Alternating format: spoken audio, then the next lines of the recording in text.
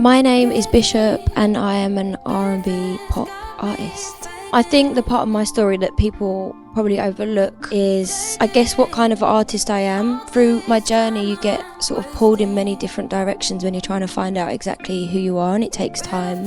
But I would say that the releases that are coming, very Heartbreak led, and I think that it's going to be really important for the audience to see that, because I don't think they've quite managed to see that yet, that side of me. I've had many moments where I've needed clarity just to know that music is the right thing for me, not because I've ever fell out of love with it, but obviously I think there's a lot that goes into it. There's a lot of people that you have to please, and it's not always as simple as creating and performing. And I think that probably my biggest moment last year was when I just wasn't in like a very good place with the industry in general.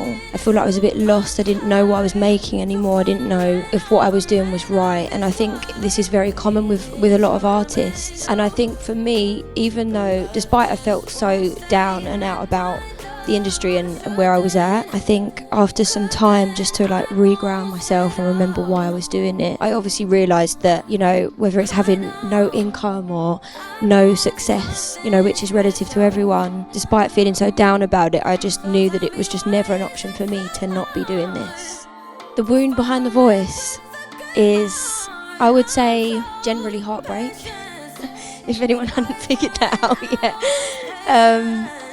I think that life experience and, probably the music that I listened to growing up, what I'm inspired by, I think generally it's heartbreak and loss, and I think that, maybe translates through the music because, it's one of the only things I think, like for me anyway, heartbreak, it makes you grow and you kind of reinvent yourself more than anything, for me anyway, with heartbreak. So that's probably where the pain comes from.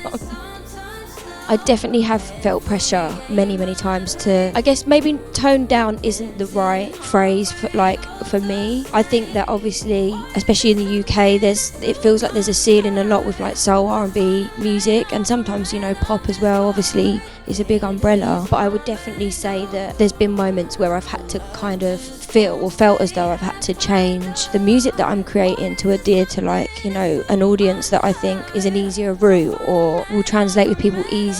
So I would say that I've definitely felt like that before, yeah. All of the lyrics come in my music from a real experience. I think, some of them more raw than others because, maybe I wrote it straight after a breakup, that song, or maybe with another song I've let the feelings live for a little bit. I would probably talk about my next single, Man of His Words. It was very fresh, and that's why I feel like I can definitely pull very raw lyrics from that were genuinely real. It was only a few days after I'd been through a breakup, and I was just so done with bad experience after bad experience of dating. And I would probably say feelings come and go, sometimes fast and sometimes slow. Every game I play ends in heartbreak all the same. And I just meant sometimes it doesn't matter if you try and be someone else, or you take your time, or you be nonchalant, or you go all in, and it doesn't matter if you're trying to be different versions of yourself. For me, it always just ended up to be the same outcome. So that's what they're about. If I could speak to the version of myself that wanted to give up, which I have felt like that before because of what I spoke about earlier. And again, I do think it's very common with artists. I don't know what sort of person you have to be to not be tainted by the ups and downs of the industry. But I think, again, it would always just be, I genuinely believe that doing anything else would not bring me joy. And life is for everyone, no matter what you're doing. We all have happy and sad moments. And for me, it would never have, when I actually think about it realistically, if I was ever doing anything else, I don't think it would have made me any more happy. And I just love it, so.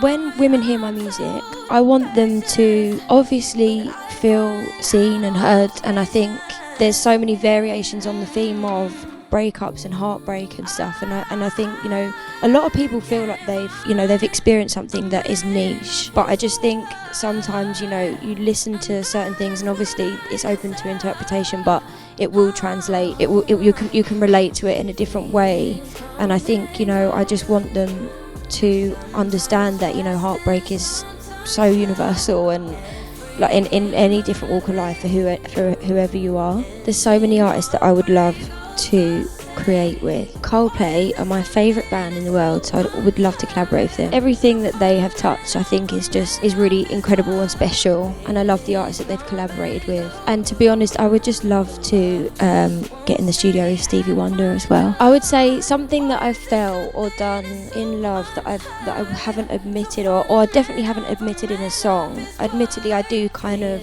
again, like I said, when you're going through something, it can be, you kind of, as a writer, keep it vague because you don't want it to be not relatable for your audience. So I would definitely say that there's, you know, perhaps details that I haven't gone into as a songwriter, but I don't know, I think there's definitely songs that I haven't written yet, and I would say that there's like probably the substance of those would be about breaking someone else's heart and, you know, not having wanted to do that and not expecting to have ever done that, and the guilt that comes with that, and, you know, all the, you know, it's just as awful being on the receiving end of that as it is the other side. So I definitely haven't written anything like that yet. Sorry, I don't do it very often.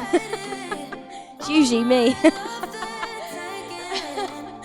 There are a few things that I would like to change about the industry that I do think possible, but I don't know exactly how. I think obviously the main thing for me would be, and also I say this because I've been in a place, like with music, where it's like I can't put petrol on my car and it's not fun anymore. So you want to have creative freedom and financial freedom and all that stuff, and, you know, it does, unfortunately, you know, as much as anyone hates to admit it, it does impact your craft and your art. So I would say if there was a way that we could get paid more for streaming, I would love that. I think it would just change the game. It would change a lot of mindsets, and I think personally as well, for me, I kind of, it's quite sad to see how disposable everything is on social media. So I think that having a little bit of being able to be a bit more aloof on socials would be nice, to create a bit more element of mystery, and I feel like we've kind of lost that generally in society now, and I feel like that would be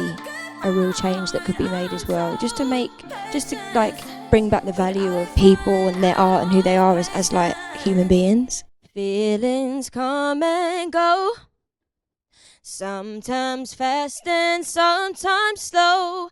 Every game I play ends in heartbreak, all the same. Why is it something that's so unheard to find a man of his word? Feelings come and go, but love just won't stay at my door. Thank you for having me. Feelings come and go, but love just won't stay at my door.